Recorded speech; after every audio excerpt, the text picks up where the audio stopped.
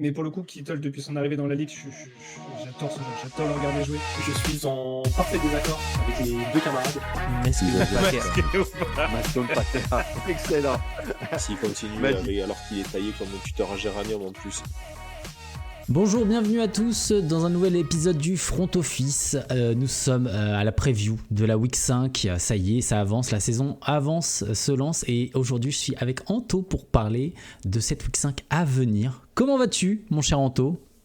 Salut Trey, bah écoute, ça va très très bien. Alors ça se voit pas à la cam, on a des petites cernes parce qu'on ressort d'un très bon live sur Twitch hier soir où il y avait toute l'équipe, on s'est bien marré, il y a eu un peu de mauvaise foi, il y a eu Beaucoup. du GG hot takes et, euh, et donc voilà, et quand on s'est quitté hier, on s'est dit bah à tout à l'heure Trey parce qu'il était minuit passé et voilà, Effectivement.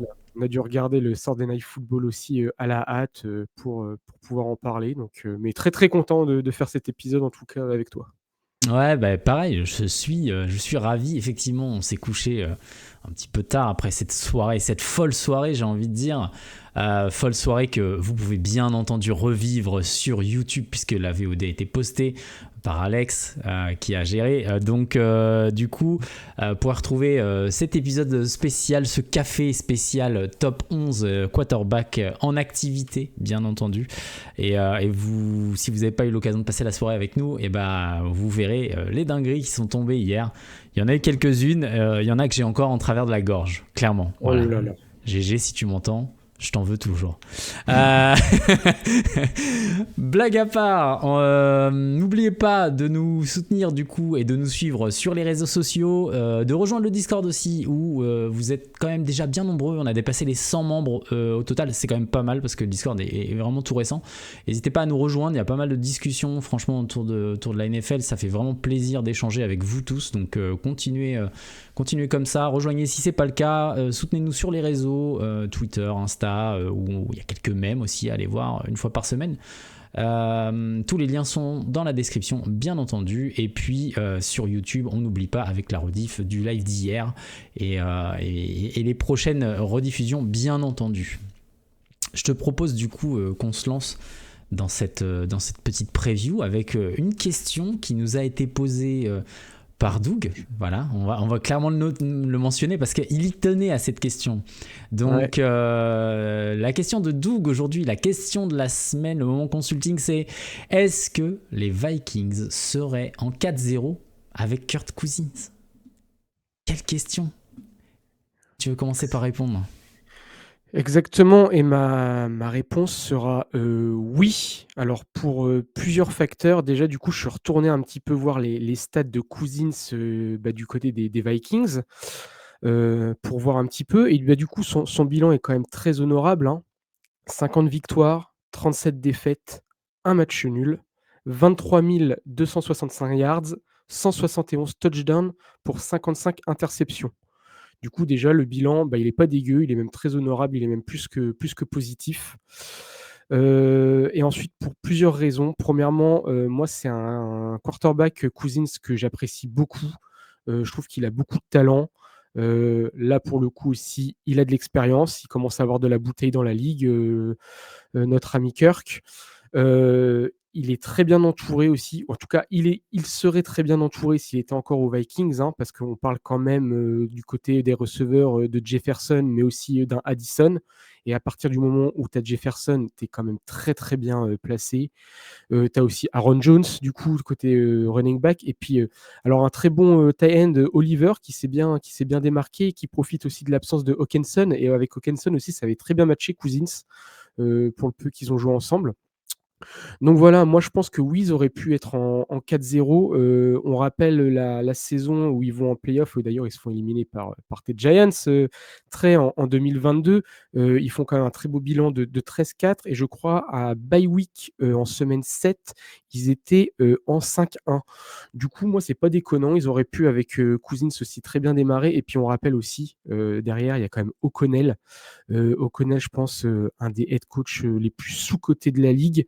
Et aussi, on rappelle qu'il était anciennement QB Donc lui, gérer les QB, les comprendre et essayer d'en tirer le meilleur d'eux-mêmes, bah, il sait faire et bah, ça se remarque aussi encore actuellement avec Darnold. Donc ouais, je pense que oui, possiblement. Après, c'est toujours du fictif, hein. Si on nous dit non, je l'accepte aussi, mais potentiellement pour moi, ouais, 4-0 avec Cousins, c'était pas déconnant non plus. Ouais, je suis relativement d'accord avec toi sur cette analyse. J'essaie de retrouver un petit peu les power rankings de début de saison qu'on avait fait. Là, j'ai pas retrouvé le tableur avec ça dedans, mais je me rappelle que j'avais été assez salé avec les Vikings. Je crois que je les avais mis assez bas quand même. Je pensais vraiment pas, en tout cas, qu'on en serait là. Je pensais même que les Giants prendraient le game 1 contre eux. C'était pas du tout le cas. Donc jusqu'alors, effectivement, ils nous surprennent beaucoup avec un Sam Darnold voilà, qui sort de... On a l'impression qu'il sort de nulle part. Assez incroyable. Du coup, bah, la vérité qui se cache derrière tout ça, c'est que avec ou sans Cousins, en fait, il y a quand même une équipe qui est là. Et tout ne tenait pas sur un seul homme. Tout ne tenait pas sur un seul homme. Et je pense que Cousins, aujourd'hui, est en train de démontrer à Atlanta que c'est pas un peintre. On va en parler dans la review du TNF, bien sûr. Mais Cousins, c'est pas un peintre. Hier, on en a un peu discuté après coup en se disant ah là là, on n'a pas parlé de Cousins au final dans le top. Qui il avait dans son top 16 ? Et je crois qu'on n'était que 2 de mémoire. Il y avait moi et bah, nous deux en fait. Oui, bah, oui, vois. nous deux, effectivement, nous deux, comme quoi, ouais, c'est marrant que ça tombe sur ça, effectivement. On était les deux à l'avoir mis dans notre top 16. Je vous rappelle qu'on avait classé un top 11, mais on avait été jusqu'au top 16 pour avoir des mentions honorables. Et voilà, on avait quand même mis Kirk, le Captain Kirk, de notre part. Je pense que c'est un QB qui a toujours été assez sous-coté finalement. Après, peut-être aussi parce que... il a eu pas mal de blessures, il n'a pas toujours eu une place assez importante. On a peut-être aussi des fois l'importance du charisme d'un joueur. Je pense qu'un QB se doit d'avoir du charisme. On en parlait hier pour Brock Purdy, peut-être. On se disait qu'on avait encore du mal à le voir comme un gars, vraiment comme un QB hors norme, et on a du mal à dire il fait partie du top 5 actuel. En vérité, c'est aussi ça qui prime, c'est le charisme, quoi. Si on a un bonhomme qui a le ballon en main, qui a une assurance folle et qui fait preuve vraiment d'un charisme redoutable, là je pense que déjà ça marque un peu plus. Donc c'est peut-être ce manque qui nous fait poser la question. Ouais, tout à fait. Et je pense aussi il est réunificateur. Il a ce côté quand même très sympa, très gentil, où je pense dans une équipe, il est apprécié et on a envie de se battre pour lui, se battre avec lui et de travailler. Et je pense qu'il a aussi beaucoup l'esprit d'équipe. Et du coup, vraiment, il va essayer toujours de tirer parti de ses coéquipiers. Et je pense ça le montre bien. Alors, bien sûr, il y a à boire et à manger dans cette série, mais je pense pour ceux qui l'ont raté, allez voir sur Netflix la série Quarterback. Hein, il y a eu, là, il y a eu, je crois que c'était en juin, Receiver qui est sorti. Mais du coup, dans Quarterback, il y avait Cousins et j'aimais bien aussi ce pendant, et t'en parlais justement. Ouais, c'est vrai, il est peut-être pas aussi bling bling et aussi tête d'affiche que d'autres QB, mais il est très famille, il est très détaché quand il sort du terrain de la NFL, je pense, Kirk.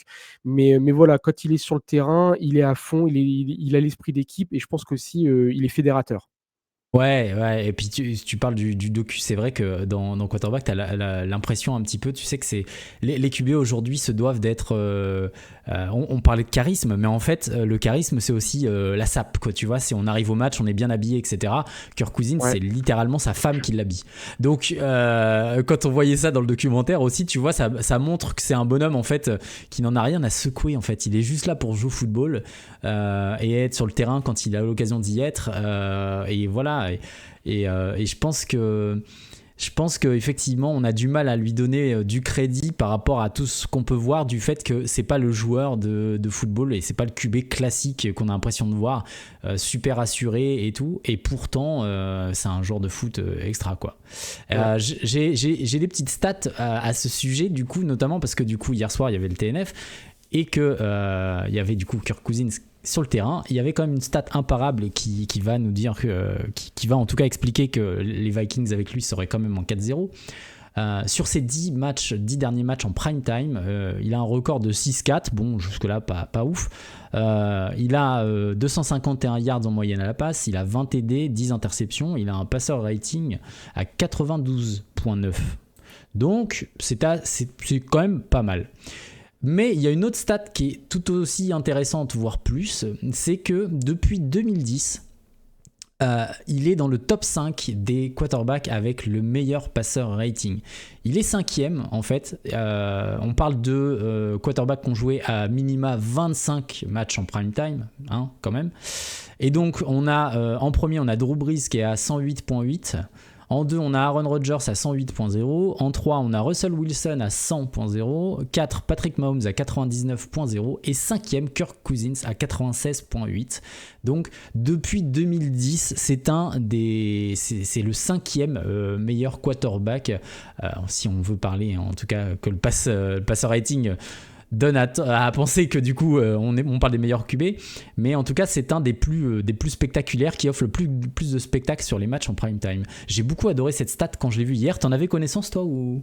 Non, absolument pas. Mais ça m'étonne pas. C'est un joueur propre dans sa globalité. Cousins, non, ça m'étonne pas. Et tu vois, c'est un beau top 5. Il y a des beaux noms qui ressortent. Ouais. Donc, non, moi, ouais, il fait partie quand même des grands et il a quand même une sacrée belle carrière, même si elle n'a pas forcément été toujours parfaite et toujours auréolée de gloire. Mais non, franchement, c'est du costaud, Cousins. Ouais, il aime briller sous les feux des projecteurs et c'est ce qui va nous faire passer à la review du Thursday Night Football d'hier soir, puisque on a eu une belle confrontation entre les Bucks à Atlanta du coup. Je vais donc le score, je vais donner le score quand même. On est à 30-36 pour les Falcons. Le match, je sais pas ce que t'en as pensé, mais j'étais un peu fou parce que j'ai même presque eu l'impression que Tampa était dominateur. J'ai vu la défense de Tampa Bay vraiment énervée, aller créer énormément de brèches dans la ligne offensive d'Atlanta et pour autant, quand tu regardes les stats et quand tu regardes la finalité du match, les Falcons ont été au-dessus, quoi. Ouais, en effet, pour moi, j'avais prédit une victoire de Tampa. Je pensais vraiment qu'ils allaient aller la chercher. Et tu le disais, en fait, Atlanta, en début de saison, ça a commencé doucement, mais en fait, ça perdait de peu, ou en tout cas, ils pouvaient gagner, mais ils n'y arrivaient pas. Et là, maintenant, ils gagnent de peu. Mais en fait, la pièce, elle tombe du bon côté. Et c'est marrant, en plus, du coup, c'est avec Cousins. Et ça a un peu des similitudes avec justement les Vikings de 2022, où finalement, ils sont en 13-4, mais ils auraient pu être en 4-13, que c'était pas choquant, parce qu'à chaque fois, ça joue limite avec une possession d'écart. Et là, un peu comme la semaine dernière, finalement, sur les stats, ouais, les Falcons sont plutôt dominants. Mais sur l'impression du match, on avait vraiment l'impression que Tampa Bay avait toutes les clés pour réussir. Et un petit peu comme la semaine dernière, c'est-à-dire que voilà, il y a un match solide du côté des Falcons, mais ils sont dominés. Il reste 1 minute 30 au compteur. Et comme la semaine dernière, Cousins arrive à remonter tout le terrain. Là, pour le coup, c'est à la dernière seconde. Vraiment, il restait 1 seconde au compteur pour le tenter, laisser à coup la chance d'emmener les Falcons en overtime. Il a réussi. D'ailleurs, petite mention spéciale à coup, parce que c'est vrai que quand on parle de kicker, on ne pense pas forcément à coup, mais c'est un bon kicker et surtout, une des forces aussi, c'est qu'il est très régulier. Moi, vraiment, il fait très peu d'erreurs coup. Et voilà, on a besoin d'un bon kicker et d'un bon punter pour faire une bonne équipe aussi. Il faut quand même le souligner. Donc voilà. Et puis alors, ça fait plaisir aussi de voir les Falcons. Alors là, qui pour le coup ont surjoué au niveau de la passe. Mais ça y est, les Falcons se sont peut-être détachés de ce surjeu au sol, de cette surutilisation du jeu de course. Ça passe. Alors des fois, c'est plutôt mauvais. Mention spéciale à Mooney qui a fait un très très bon match. Ouais. Moi personnellement, je suis pas super fan du joueur, mais là faut être honnête, il a répondu présent. London, vraiment un plaisir. J'ai l'impression, il y avait cette question hein, quand Cousins est arrivé. Est-ce qu'enfin London et Pitts vont montrer tout l'étendue de leur talent qui était un peu camouflé par, entre guillemets, le coaching staff et puis les QB qu'ils avaient avant. Alors, Pitts, j'ai encore moi des gros doutes. Je ne suis pas vraiment convaincu encore par le bonhomme. Par contre, London, j'ai l'impression que vraiment il s'impose comme receveur numéro 1. Et donc voilà, ça fait plaisir. Alors vraiment, là, pour le coup, je pense que les Bucks, ils ont raté leur coup parce que voilà, ils auraient battu les Falcons, ils se retrouvaient à 2 longueurs d'avance. Donc voilà, bien joué du côté des Falcons qui enfin prennent leur envol. Moi, j'avais dit qu'ils allaient s'écraser et ils me donnaient raison au début de saison. Là, ils sont en train de me donner tort et voilà, à voir sur la continuité surtout. Ouais, on peut refaire un peu le fil du match quand même. C'est vrai que les Falcons ouvrent le score du coup grâce à Drake London du coup sur une passe de Cousins. Ensuite on a le Tampa qui marque avec Mike Evans. Le field goal qui va presque clore le premier quart-temps pour Tampa à 17. On a Darnell Mooney du coup qui sort du bois là vraiment littéralement début de deuxième quart qui va mettre un touchdown magnifique. Mike Evans qui revient, qui ramène les Bucks à 17-14. Cook qui va aller chercher le field goal 17-17. On voit qu'ils se sont suivis vraiment tout le long. Sterling Shepard qui va aller mettre son petit TD. Dans mon petit cœur, Sterling Shepard, j'ai beaucoup aimé cette petite passe dans l'intervalle. Il y avait vraiment un trou de souris et tout. C'était génial. Donc 24-17 pour Tampa à la mi-temps. Et puis ça s'est un peu freiné offensivement à partir de ce moment-là. On a eu droit à 2 field goals dans le troisième quart-temps de chaque côté, ce qui nous amène à 27-20. Et puis sur le quatrième quart-temps, Darnell Mooney encore une fois qui va aller mettre le touchdown pour revenir à 27-27. Avant que Tampa marque un field goal pour revenir à 30-27. Et après, à partir de ce moment-là, je crois que ça a été fou parce qu'il y a un field goal manqué d'abord à 3 minutes 50, donc à presque 4 minutes qui restent. Field goal manqué d'Atlanta, donc score bloqué à 30-27 pour Tampa. Tampa qui récupère la balle, on se dit bon, ils vont essayer de faire couler l'horloge, etc. Bucky Irving qui fumble alors qu'il faisait un match quand même relativement solide. Moi j'aime beaucoup ce rookie. Ouais. Il faisait un match quand même assez solide et il fumble à ce moment-là, ce qui ternit un peu sa prestation. Du coup, finalement, les Falcons reprennent le ballon, mais Cousins se fait intercepter à 1 minute de la fin du match. Et finalement, la défense, qui pourtant n'a pas été, je trouve, extraordinaire tout le long du match, bah là, elle s'est clairement sorti les doigts sur ce drive. Elle a renvoyé l'équipe offensive de Tampa sur le banc. Tampa est obligé de punter. Et à partir de ce moment-là, voilà, on a 1 minute de Kirk Cousins extraordinaire. Il a joué l'horloge, franchement, incroyable. L'expérience du gars, voilà. Il a été comme chercher... la semaine dernière. Ouais, il a été chercher les bords, il a été chercher les touches, il a été chercher ce qu'il fallait pour aller essayer d'être au plus près possible pour envoyer coup dessus. Et au final, on se retrouve à 1 seconde de la fin du match avec un field goal. Donc d'abord de 47 yards, puis une petite pénalité pour Delay of Game du coup qui ramène le field goal à 52 yards, mais pas de problème pour Cook qui va égaliser avant un dernier drive relativement court de 4 jeux pour Cousins qui envoie du coup les Falcons à la victoire avec Hodge. En plus du coup à noter, je sais pas si vous l'avez remarqué, mais du coup Drake London prend un mauvais coup dans les côtes là sur le plaquage, le jeu juste avant là, en 3ème et 3 quand il va chercher le first down. Il prend un sale coup, du coup il est sorti et je crois que c'est Hodge qui rentre à sa place et c'est lui qui va mettre le touchdown de la victoire.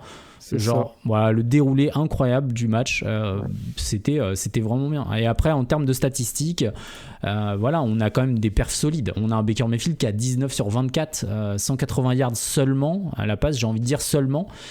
137 de rating, 3 touchdowns, enfin voilà, on est sur un bon truc. Et puis on a Kirk Cousins qui est à 42 sur 58 passes. Alors là, il a envoyé et je sais pas combien ça fait d'ailleurs, j'ai pas son pourcentage de complétion du coup, mais il va quand même chercher 500 yards au final à la passe. C'est énorme. C'est genre bien aidé par Drake London avec 154 yards à la réception, 12 réceptions, et Darnell Mooney 105 yards, 9 réceptions, et Kyle Pitts 88 yards, 7 réceptions. Enfin le réveil de Kyle Pitts, on se demande. Ouais. pas convaincu encore du bonhomme. Non, Par non, contre, non, moi non plus. Hein. Je me questionnais pendant le match. Je me disais, c'est Kyle Pitts ou Taylor Conklin. On se demande. ouais, la, c'est ça. l'éternelle blague. Mais attention par contre aux Falcons, hein, parce que du coup, on soulignait quand même cette caricature du jeu pendant un moment, du jeu de course qui était quand même nettement supérieur au jeu de passe. Là, il y a quand même Ouais, 59 passes tentées pour 18 courses. Donc là, c'est quand ouais. même c'est quand même le jour et la nuit. Euh, En plus, pour le coup, même niveau statistique, que ce soit Robinson ou Elgert, ils font leur match, hein, Mm, c'est relativement propre pour le peu de ballons qu'ils ont eu. Donc, donc attention. Alors aussi, ils ont été plutôt efficaces au niveau de la passe, hein, parce ils font tous les 2-3 réceptions pour 16 et ouais. 13 yards. Donc, et sur 3 targets, donc très très propre aussi. C'est quarterback un peu. Non, c'est quarterback, c'est running back très polyvalent. Donc c'est à souligner. Mais voilà, peut-être trouver un petit équilibre pour être peut-être plus difficile aussi à l'avenir, plus difficile à lire, parce que ça, pareil, hein, si Kirk force autant sur la passe, ça va être peut-être aussi plus facile à lire et du coup à contrer pour les défenses adverses dans le futur. Ouais, tu parlais des coureurs. C'est vrai que Bijan Robinson, il fait quand même 61 yards sur 12 portées. Donc Ouais. c'est pas énorme en tant que ça. Mais par contre, c'est quand même 5,1 de moyenne. 5 yards de moyenne à aller chercher. C'est quand même vraiment une bonne stat.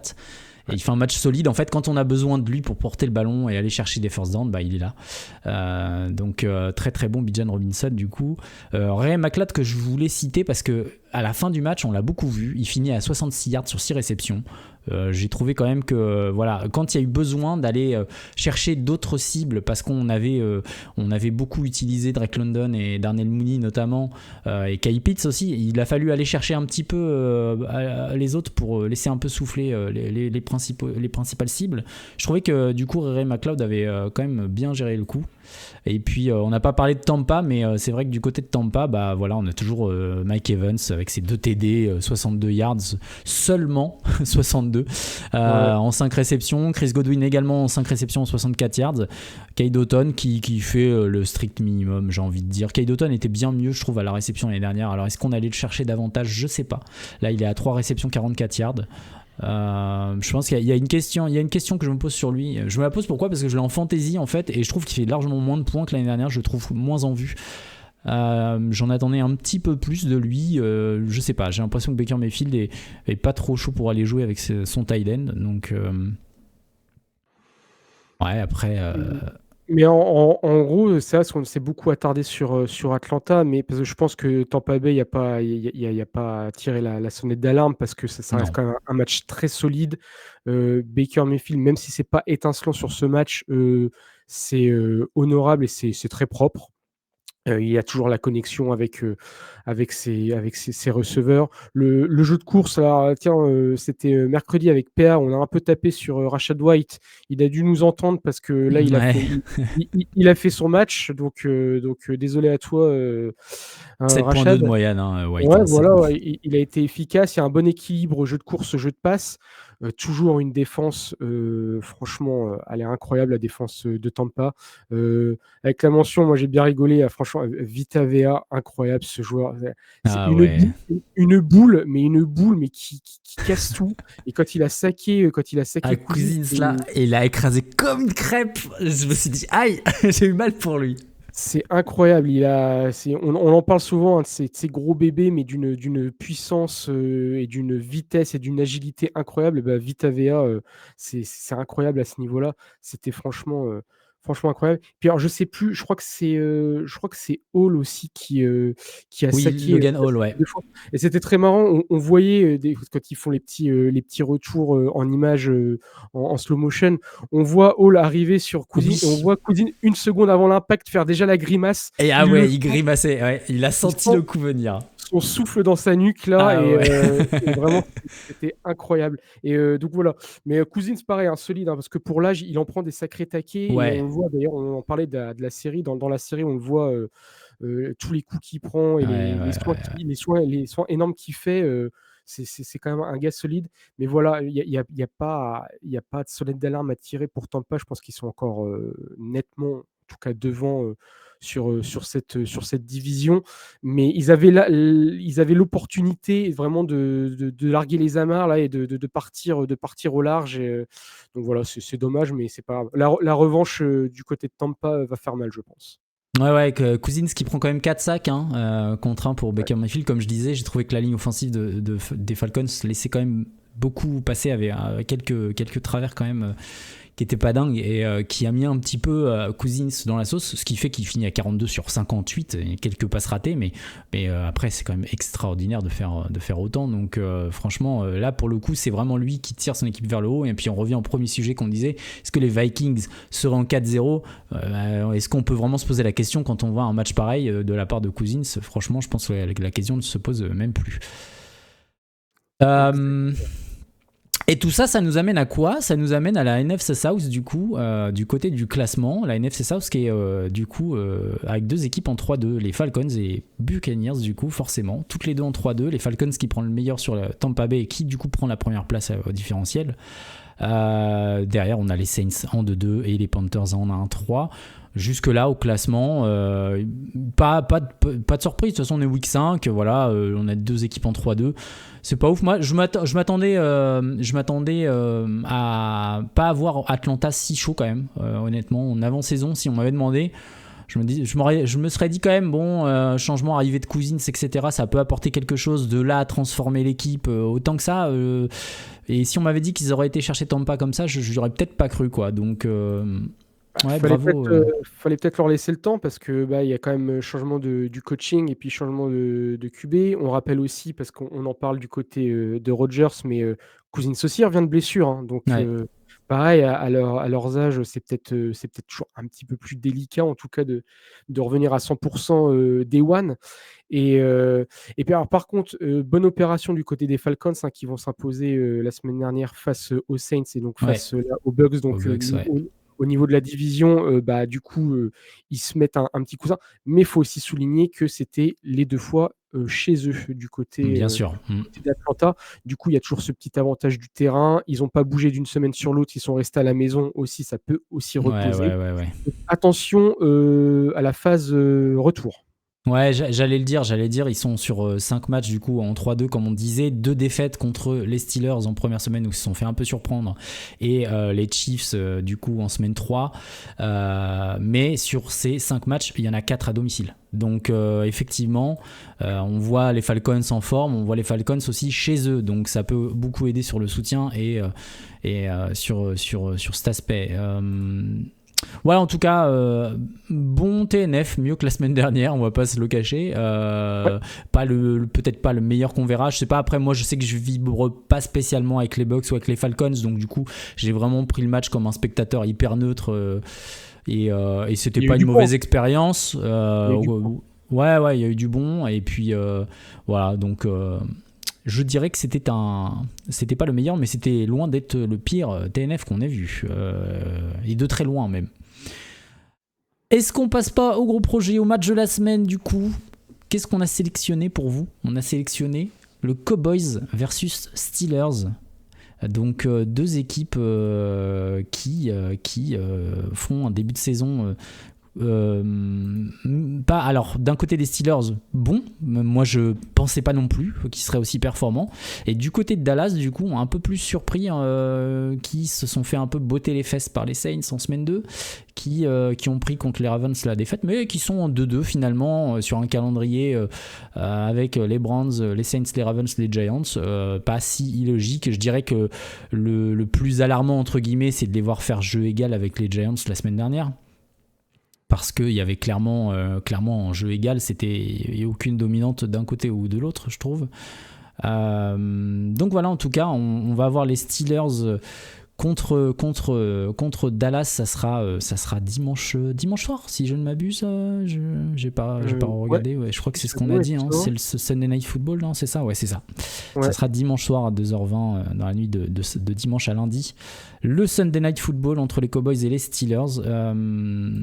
Qu'est-ce que tu as à en dire de ton côté? Moi, j'attends de voir les Steelers qui. Alors, c'est un peu paradoxe, c'est qu'au début, ils gagnaient, mais on disait heureusement que la défense est là, parce qu'au niveau de l'attaque, c'est très poussif.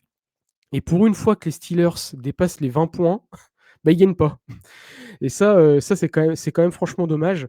Néanmoins, ça reste toujours une défense élite, une défense d'expérience, une défense qui fait peur et qui peut mettre à mal n'importe quelle offense de n'importe quelle franchise de la ligue. Ce qui va être intéressant, j'ai vraiment l'impression, c'est de voir comment les Steelers, du coup, avec ce nouvel entrain offensif, de voir s'ils le poursuivent contre une bonne défense quand même des Cowboys. Mais alors, ce qui est marrant, c'est qu'en allant un peu regarder un peu les stats des deux équipes, ce qui est marrant, c'est que c'est deux grosses défenses, mais à la différence que de temps en temps, et comme un peu l'année dernière, les Steelers, la défense plie mais ne rompt pas. Elle est quand même deuxième au niveau des points encaissés avec seulement 53 points, alors que justement les Cowboys plient, mais iront beaucoup plus souvent. Ils sont 26e avec 104 points encaissés. Donc je pense que le match va se jouer à ce niveau-là. En fait, si les Steelers gardent cette grosse défense et arrivent enfin à imposer leur jeu offensif, ça va être compliqué et ils vont aller chatouiller les Cowboys. Et donc aux Cowboys d'essayer vraiment d'avoir cette grosse défense et surtout de ne pas défaillir au niveau offensif parce que il y a des hauts et des bas depuis le début de saison. Alors c'est pas si catastrophique que ça, mais ils nous ont habitués à mieux les Cowboys dans une sorte de franchise plutôt homogène. Là il y a quand même des disparités. Donc voilà, le match va se jouer beaucoup sur ça, je pense. Ouais, tu l'as dit, 53 points encaissés pour les Steelers contre 44 contre les Saints en un seul match pour les Cowboys. Ils ont presque encaissé autant de points contre une seule équipe que ce que a encaissé tous les Steelers depuis le début de la saison. Donc effectivement, et à savoir en plus que les Steelers ont joué quand même sur les 4 matchs, ils ont joué 3 fois à l'extérieur. Donc finalement, finir en 3-1 quand tu as joué 3 fois à l'extérieur, je trouve que c'est quand même pas mal. Une victoire contre les Falcons, une contre les Broncos, une contre les Chargers et une défaite contre les Colts qu'on n'avait pas forcément vu venir. Mais je trouve qu'effectivement il y a une équipe solide du côté des Steelers. On sent que ça travaille bien. Je suis toujours un peu frustré de voir Najee Harris que j'estimais vraiment mieux que ça, et ça fait 2-3 ans là où on se dit en fait il est vraiment sur la pente descendante, pauvre garçon. J'aimerais bien le voir un peu plus solide. Je suis peut-être un peu salé avec lui, je sais pas pourquoi, parce que j'avais beaucoup d'espoir en ce joueur.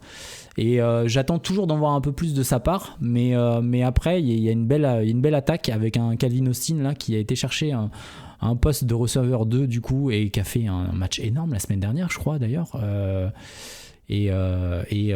Donc il y a une belle attaque du côté des Steelers, une belle défense également contre des Cowboys qui sont un petit peu en peine.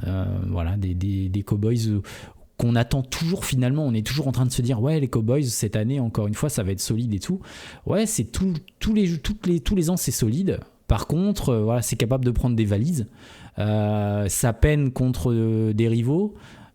Donc on n'est pas vraiment serein du côté des Cowboys non plus. Moi je serais pas étonné de voir les Steelers qui mettent un gros score sur le nez des Cowboys, parce que on sait jamais, hein, ça peut vite aller. J'ai l'impression que les Cowboys, je sais pas si c'est un mental fragile ou quoi. On sait la réaction de Jerry Jones quand ils en ont pris 44 contre les Saints là. Je reparle de ce match parce que vraiment ça a été le match surprise, hein, tu peux pas me dire le contraire. Et ouais, et franchement, je me rappelle de Jerry Jones qui était en mode, il avait l'air sonné quoi, en mode non, bon bah ils ont été meilleurs que nous, mais on va se relever, on apprend et tout. Ok, enfin t'as pas des joueurs qui apprennent quand même encore énormément. On a quand même des joueurs qui ont du bagage et tout. On a un Ezekiel Elliott qui est plus que l'ombre de lui-même. Du coup, c'est fou de voir Zeke à ce niveau-là. CeeDee Lamb, on a l'impression que des fois il est un peu tout seul en fait finalement dans cette équipe. Je suis tout à fait d'accord avec toi et tu vois pour le souligner, le problème c'est que déjà la défense au sol des Steelers est très solide. Et le problème avec Rico Doodle et puis Ezekiel Elliott, comme tu le disais, le jeu au sol des Cowboys, c'est pas du tout ça. Et du coup, à mon avis, ils vont être forcés de passer dans les airs. Sauf que, tiens, je viens d'aller voir la depth chart des Cowboys. Brandon Cooks est out. Du coup, ça laisse 6 dilemmes avec Tolbert et puis après du Turpin et peut-être du Flournoy. Alors, bon, un petit peu no name, lui, pour le coup. Il y aura donc surtout Tolbert et Turpin.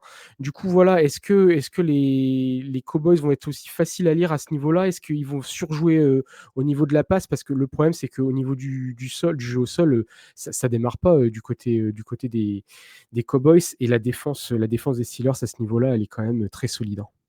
Ouais, je pense que ça va jouer en. À mon avis, il va falloir jouer avec les tight ends ou avec les running à la réception. Parce que c'est vrai que le jeu de course, à mon avis, ça va craindre un petit peu. Ouais. J'en attends pas grand chose. À mon avis, ça va se faire bien aplatir. Et c'est vrai qu'après, sur la réception, si t'enlèves Brandon Cooks, qui fait ce qu'il doit faire, on va pas taper sur Brandon Cooks qui essaye de faire ce qu'il sait faire, mais hormis CD Lamb qui est capable de créer des big plays, effectivement, Tolbert, Ferguson, c'est quand même pas dingue. Peut-être, est-ce qu'on n'aurait pas un Shoemaker qui va essayer de sortir un peu du bois, peut-être, ça peut être intéressant, avec une composition à 2 tight ends ou quelque chose comme ça, peut-être, j'en sais rien. Ouais. C'est peut-être des solutions à aller chercher du côté du coaching. Mais en tout cas, pas serein. Moi, je suis vraiment pas serein pour les Cowboys. Je suis encore moins serein depuis le TNF de la semaine dernière. Voilà, c'est pourtant pas une équipe que je porte dans mon cœur, mais là, je me dis, ça sent quand même pas très très bon pour l'instant. Et est-ce qu'on verra les Cowboys en playoff cette année? Et si on les voit en playoff, est-ce que ça va pas être pour se faire ridiculiser encore une fois?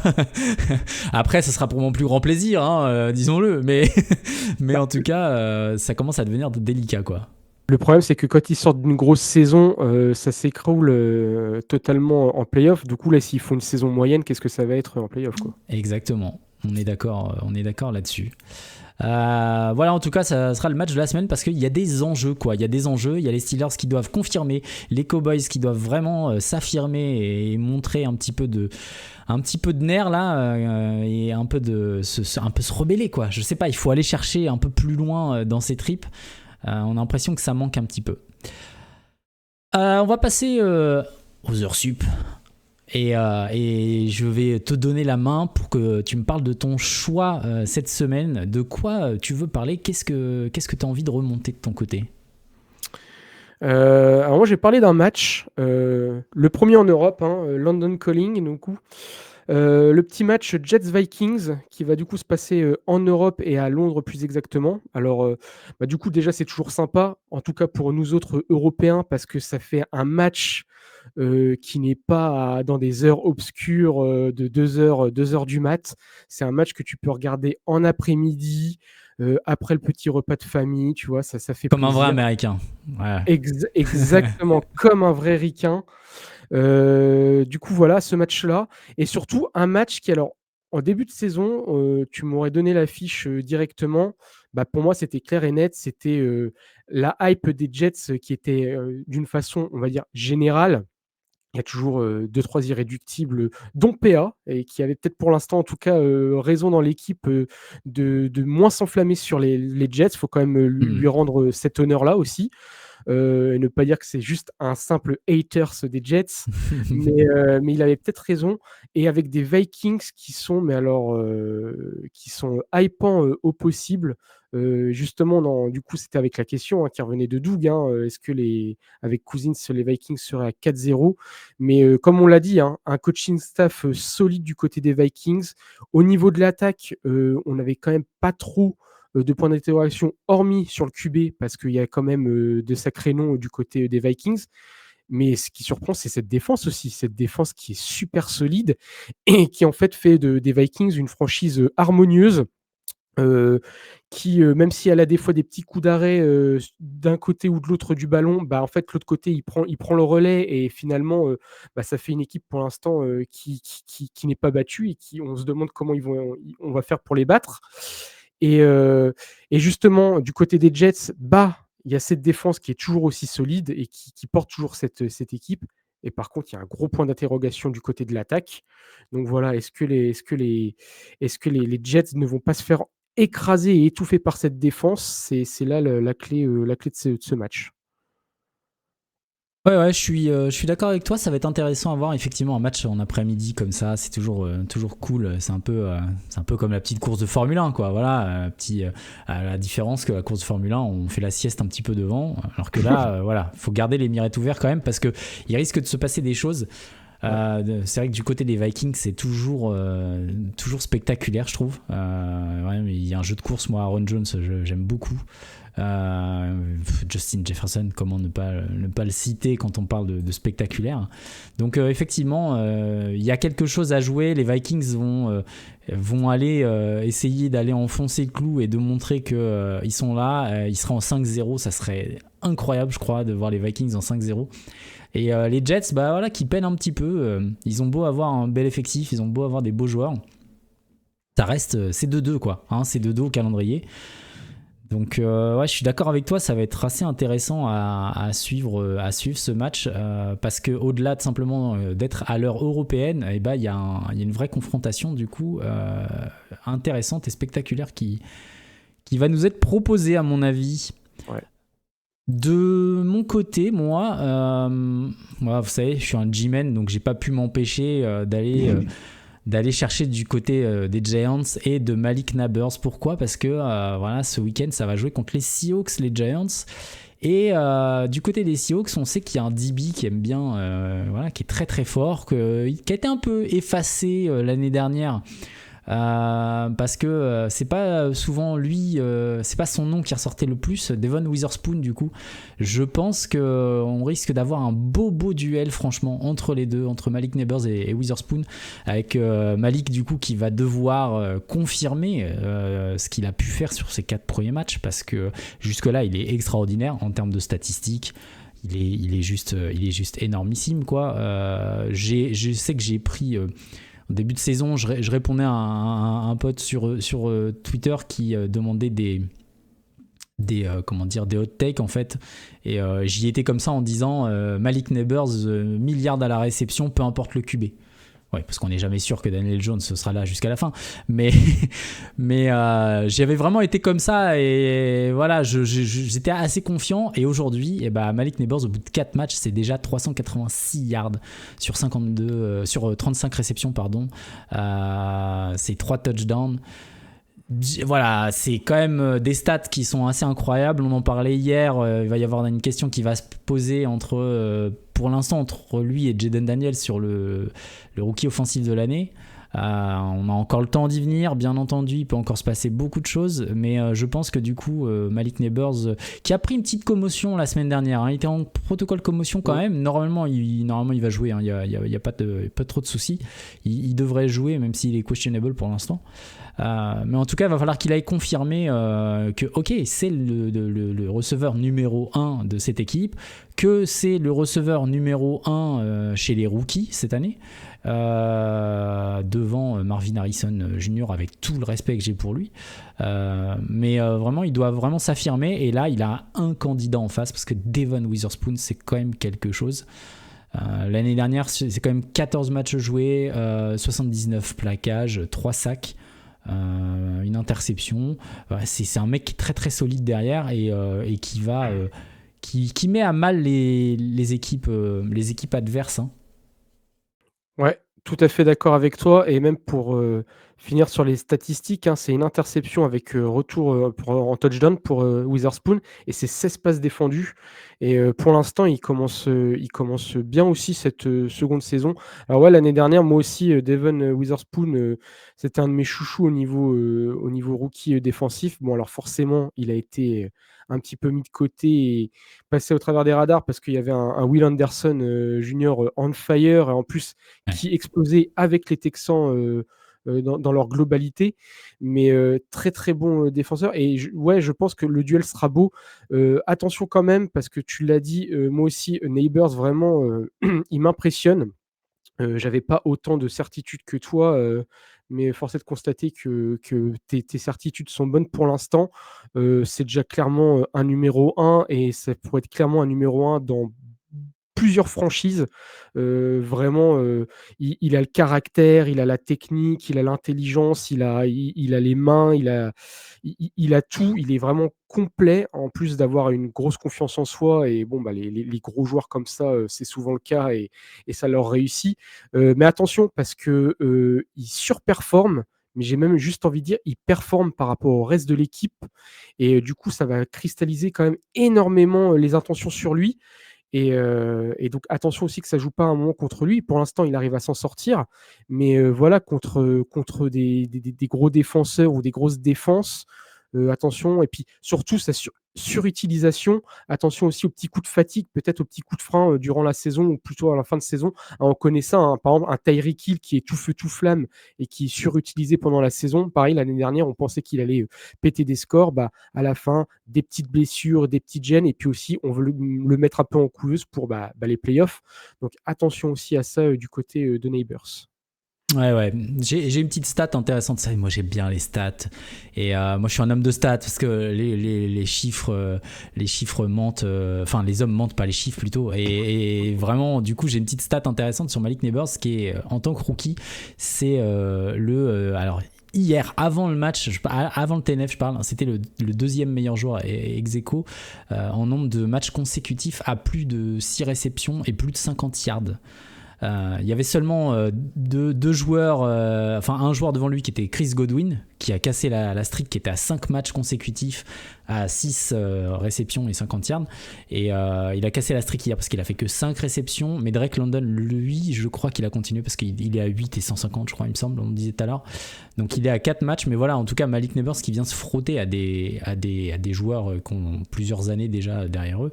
Même si Drake London est encore un peu jeune quand même, disons-le. Mais en tout cas, une stat intéressante. Est-ce que demain, il arrivera à aller chercher de nouveau 6 réceptions plus? Il y a des chances. Est-ce qu'il prendra plus de 50 yards? Et ça, il faudra demander à Devon Witherspoon. Ça sera, je dis demain, mais ça sera ce week-end du coup qu'on vivra ça. Je crois que c'est dimanche, le match dimanche 19h, ça doit être encore. Ah non, c'est 22h25 dimanche. Le choc contre les Seahawks pour les Giants. Voilà ce qu'il en est pour nos petits avis là-dessus. Il va nous rester le 2-minute warning. Est-ce que tu es prêt à me donner ton opinion? Tout à fait. Allez. Tout à fait. Donc on y va. On a parlé des Jets et des Vikings. À toi de me donner ton prono. Vikings. Vikings. Moi, tu sais quoi, je vais mettre les Vikings. Je vais mettre les Vikings aussi. Je les sens bien en 5-0. Franchement, je sens que ça sent bon quand même. Les Panthers et les Bears. Les Bears. Ouais, je vais dire les Bears aussi. Mais les Bears sont pas très rassurants quand même. Ils sont pas rassurants, mais ils ont montré un beau visage. Mais à l'inverse, les Panthers aussi. Là, depuis 2 matchs, les Panthers, ils ont fait leur victoire. Et la semaine dernière, ils perdent, mais ils perdent. C'est toujours bizarre de dire ça comme ça, mais ils perdent de belle manière, les Panthers, la semaine dernière. Ils se sont bien battus, ils ne sont pas écrasés. Donc voilà, c'est 2 équipes qui sont plutôt dans un aspect positif. Et donc, ça va faire un beau match. Ouais, je serais les Bears, je serais pas serein quand même. Mais bon, on sait quand même que si on a un bon Caleb Williams, il y a du joueur quand même pour aller chercher des ballons à l'autre bout du terrain. Donc ça peut être intéressant. Les Ravens contre les Bengals, qu'est-ce que tu dis? Alors, c'est bien de rebondir comme ça. Je vais dire les Ravens parce que du coup, les Bengals, ils ont gagné contre les Panthers la semaine dernière, mais il y a encore des gros points d'interrogation. Ils gagnent parce que sur le papier, oui, normalement, ils devaient gagner tous les jours contre les Panthers et ça aurait été l'inverse, ça aurait été quand même très préjudiciable pour eux. Et ils ne me rassurent pas encore, les Bengals. Et les Ravens, de l'autre côté, ils se sont mis un petit peu à l'endroit. Donc, ça me paraît quand même beaucoup plus solide et j'ai l'impression que ça va être une victoire facile pour les Ravens. Ouais, pareil. Malgré l'affection que j'ai pour Joe Burrow, je ne crois pas trop pour les Bengals. En tout cas, c'est assez mal parti pour l'instant. Je pense que les Ravens vont devoir enfoncer le clou parce qu'ils sont quand même à 2-2. Donc, ils ne sont pas très très bien partis. Il va falloir vraiment marquer le coup. Et c'est l'occasion, à mon avis, contre les Bengals. Et puis surtout, excuse-moi, mais je pense que c'est la défense au sol de Cincinnati est pour l'instant catastrophique. Et Ouais. de l'autre côté, on a quand même Ouais. Jackson et Henry. On en Ouais, parlait ouais, ouais. avec, on le soulignait avec PA dans le rewind. Pour l'instant, Henry, c'est une moyenne de 120 yards par match. Ouais, ouais. Donc attention, C'est très très costaud. il va encore manger les kilomètres. Ça, c'est clair.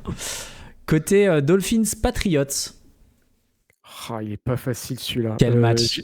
J'ai mis Patriots. J'ai l'impression, normalement c'est tous les jours Miami, mais j'ai l'impression que là les Pats, ils ont montré des mauvaises choses et des belles choses, et j'ai l'impression qu'ils peuvent le prendre parce que là, Miami c'est le feu à la maison.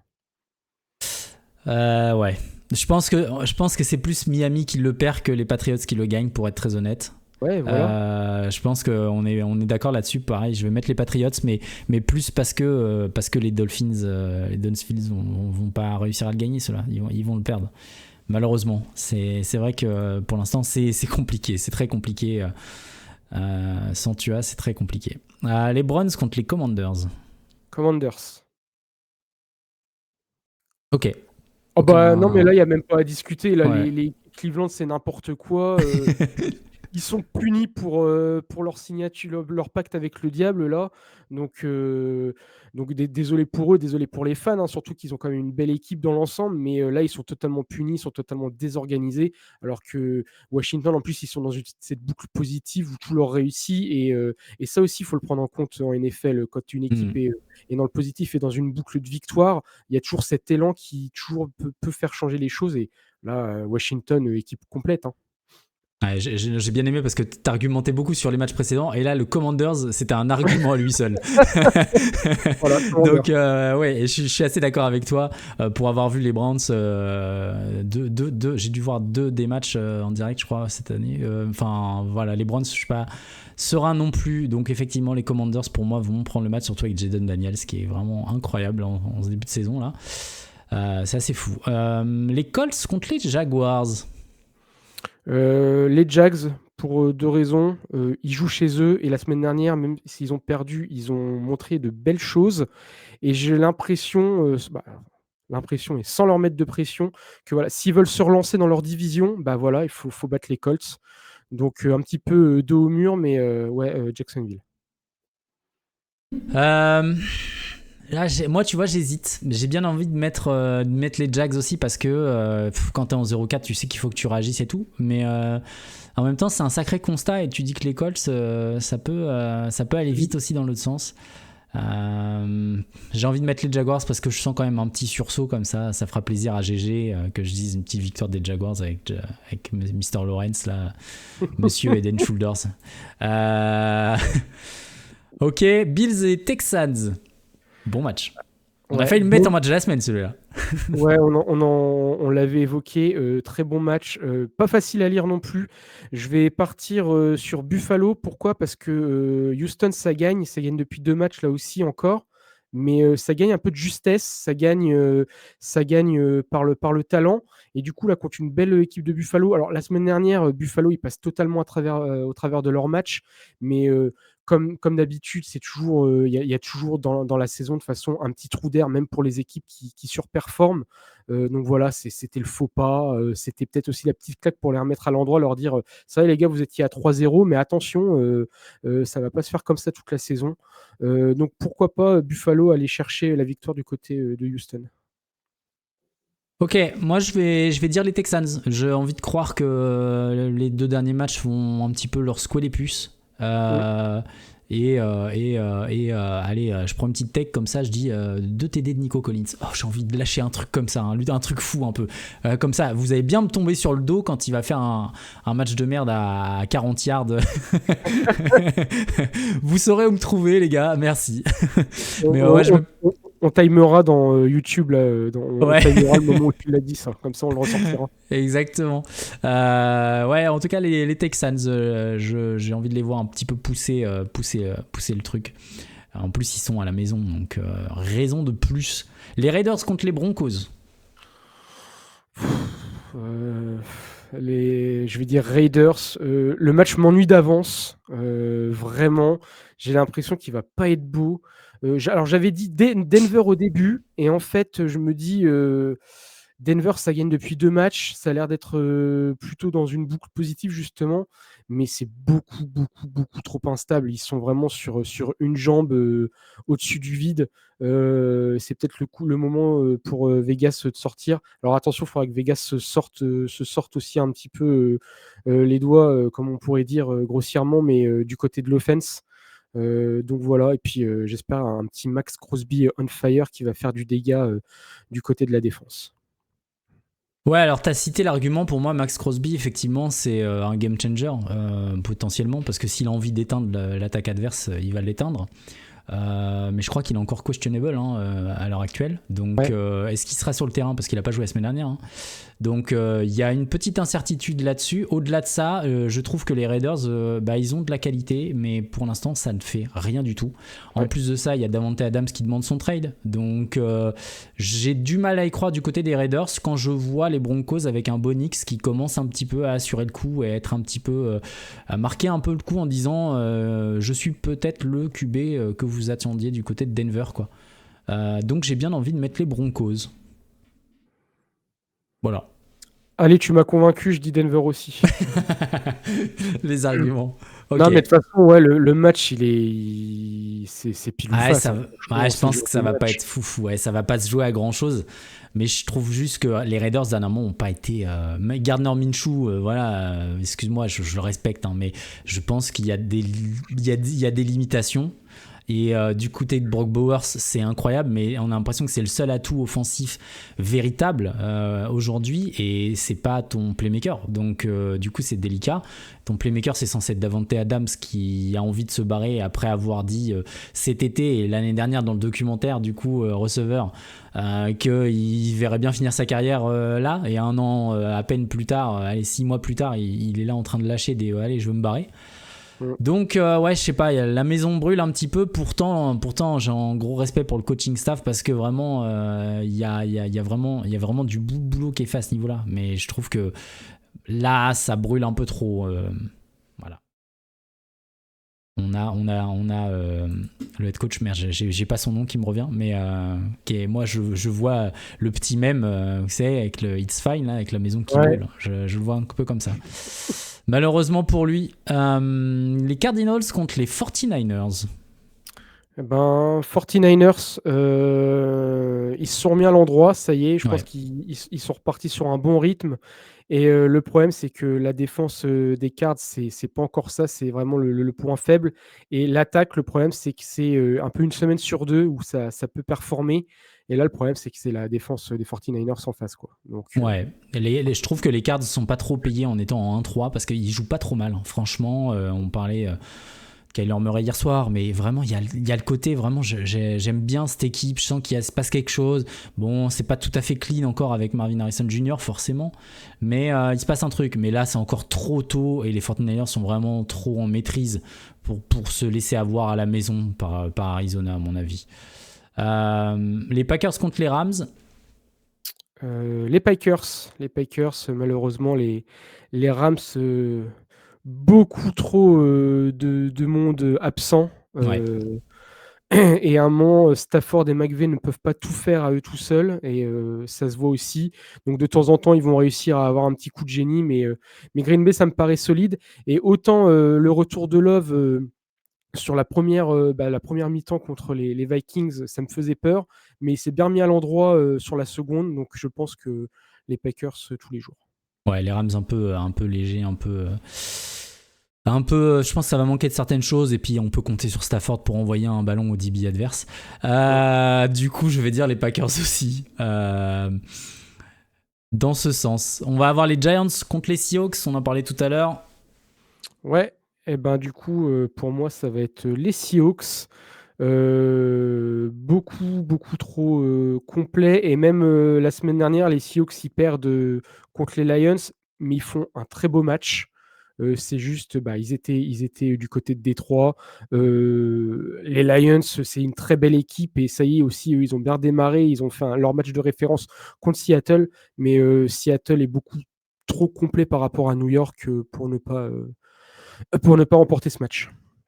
Ouais, il y a beaucoup de monde sur la sellette quand même du côté de Seattle, il faut le dire. Il y a des gens qui peuvent être absents. Alors, ce ne sera pas le cas de tout le monde, mais il peut y avoir quelques absences. Du côté des Giants, il y en a aussi. Donc, effectivement, ça va être assez délicat. Sur le fond, si je suis un peu objectif, je dirais Seahawks, mais comme je vais être complètement subjectif, je vais dire les Giants. Voilà, je soutiens mon équipe envers et contre tout. On verra du coup. Malik Nabers, en tout cas, on l'attend forcément. Il faudrait qu'il reçoive des passes de Daniel Jones, donc il faudrait que Daniel Jones soit précis sur ses passes. Mais dernièrement, ça a l'air d'aller quand même. Donc voilà, il faudra juste faire mieux au niveau du jeu de course, je pense, pour New York, pour essayer d'aller chercher quelque chose, parce que là, les Seahawks, quand même, en termes de défense, il y a quand même du très très lourd. Ouais. Cowboys contre Steelers, donc on en a parlé tout à l'heure. Au final, qu'est-ce que... Bah du coup Steelers pour moi par rapport aux arguments qu'on a avancés. Ouais, par rapport à ce qu'on s'est dit tout à l'heure, il n'y aura pas trop de débat à mon avis là-dessus, ça sera Steelers. Et il nous reste du coup le Monday Night Football qui sera Saints versus Chiefs. Attention. Ouais, attention. Non, mais j'ai mis Kansas City pour plusieurs raisons. C'est-à-dire que Kansas City, ils sont dans cette boucle où pour l'instant, ils sont en 4-0. Ils gagnent sans trop forcer et tout va bien. Et malheureusement, mes Saints d'amour qui m'ont vendu pendant 2 semaines du rêve, il y a un petit peu le retour à la réalité. Alors, c'est parce qu'aussi, il y a eu des absents aussi sur la ligne, ce qui a joué. Et je persiste, car je suis d'accord, c'est un très bon QB, avec de l'expérience aussi de la bouteille. Mais il lui faut du temps pour lancer, il lui faut du temps pour poser son jeu. Et s'il n'a pas ce temps-là, on voit ce que ça fait. Les 2 premiers matchs, il avait tout le temps qu'il voulait. Et ça faisait quelque chose de monstrueux. S'il n'a plus le temps pour poser son jeu, voilà, on voit ce que ça fait. La défense est toujours très solide, un peu comme Tampa, c'est vraiment une très grosse défense, les Saints. Et alors le problème aussi, c'est la surutilisation de notre cher Alvin God Kamara, le boss. Sauf que le problème, c'est que au niveau du jeu, de la défense au sol, Kansas City, c'est plutôt solide. Et puis moi aussi, j'ai peur pour ça aussi, c'est qu'on va surutiliser Kamara et qu'au bout d'un moment, il va s'essouffler pendant la saison. Et donc voilà, c'est à Kansas City. Et puis forcément, il y aura l'arbitre du côté de Kansas. Voilà, je rage au moins un petit peu sur ça. Et donc voilà, je vois plutôt Kansas City. Ouais, je vais dire les Chiefs aussi parce que même s'ils sont pas en maîtrise totale, j'ai envie de dire, ils sont quand même à 4-0 malgré tout. On a Mahomes à 5 interceptions quand même, et ils sont en 4-0. Donc je pense que malheureusement c'est un peu encore inconstant du côté de New Orleans pour aller surprendre véritablement Kansas City. Donc je vais dire les Chiefs. On aura également... Ouais, ça va être serré par contre, effectivement, ça c'est certain. On aura du coup les Lions, les Titans, les Eagles et les Chargers qui seront en bye week du coup cette semaine. Donc, et du coup, le 2-minute warning qui s'est transformé en 10-minute warning. Ouais. On est revenu un petit peu sur chaque. On s'excuse, mais au moins ça donne un petit peu pourquoi on choisit telle ou telle équipe. Ça donne un on n'est que 2, alors on peut se permettre. On est à 1 heure de podcast, voilà. tu vois. Genre vraiment, c'est ce que je me suis dit. Donc c'est vrai qu'on a un peu, c'est étalé le truc, c'était cool. On espère que ça vous aura plu en tout cas. On va du coup se quitter ici. On vous souhaite un excellent week-end du coup, en compagnie évidemment du front office, puisque le programme à venir ça sera le rewind après ce week-end. Mais en attendant, vous nous retrouvez sur les réseaux, vous savez, sur le Discord. N'hésitez pas à nous rejoindre. Tout ça, allez voir la petite rediff également du top 11 QB qui est dispo sur Twitch en rediff et sur YouTube également, qui a été posté par Alex ce matin même. Donc voilà, un excellent week-end à vous de football. Profitez bien. Un petit mot pour la fin, Anto. Woodat. Non, un petit mot pour la fin, non. Kiffez bien votre week-end de football. On le disait aussi, on arrive quand même en semaine 5, on est bientôt au premier tiers. Ça va vite, mais c'est toujours des semaines encore qui donnent des surprises. Et là encore, difficile à lire, difficile à pronostiquer. Du coup, c'est bien, c'est un beau sport. Voilà, kiffez, regardez des matchs. Il y a des matchs qui sont disponibles gratuitement du côté, n'empêche, de M6+ aussi. Des fois, je crois que DAZN aussi fait un petit match free. Du coup, profitez-en. Et puis, vous avez les highlights, vous avez les différents podcasts de la sphère francophone, hein, dont nous. Donc voilà, kiffez, apprenez à kiffer ce sport et franchement, c'est que du bonheur. Exactement, je n'aurais pas mieux à dire. On se retrouve sur les réseaux, sur Discord, les amis. Passez un excellent week-end de football. Et surtout, tiens, allez, Anto, lâche-le-moi, je sens que t'es chaud là. Pour finir. J'ai eu une seconde d'hésitation, mais vive le football! Et vive le football, bien sûr. Bon week-end!